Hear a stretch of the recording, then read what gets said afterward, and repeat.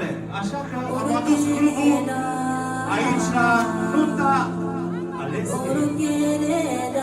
Casă de piatră și dacă vrea Ginelică să vină și el aici lângă noi și cu nașul